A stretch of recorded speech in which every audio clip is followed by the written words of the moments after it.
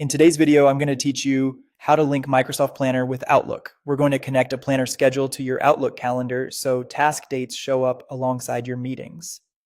This is especially handy when you want a quick visual of upcoming deadlines without constantly switching apps. Start by signing in to your Microsoft 365 account in a web browser. From the home page, open the app launcher, the grid icon in the top left, and choose Planner. If you don't see it right away, use the search bar to find Planner.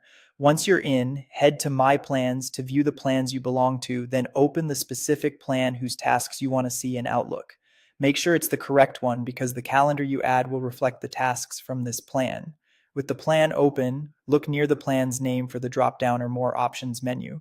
Click that and choose Add Plan to Outlook Calendar. This opens a panel that controls how the plan schedule is shared with Outlook. Select the option labeled Publish Share with Anyone. This creates a read-only iCalendar feed for the plan. A quick note here, publishing makes the plan's schedule visible to anyone who has the link, so use it only for plans you're comfortable sharing this way. In some organizations, admins may restrict publishing. If you don't see the option, that's likely why. You'll then see the choice to add plan to Outlook. Go ahead and confirm. Outlook will subscribe to the calendar feed and display the plan's tasks on your calendar. Depending on your Outlook version, the plan will appear under Other Calendars or Subscribed Calendars. Tasks with due dates will show up on their due date, and tasks with start and due dates will span the relevant range. And this is a one-way connection. You'll see the tasks on your calendar, but you'll continue editing task details back in Planner. Updates you make in Planner flow to Outlook through the feed, though it can take a little time to refresh.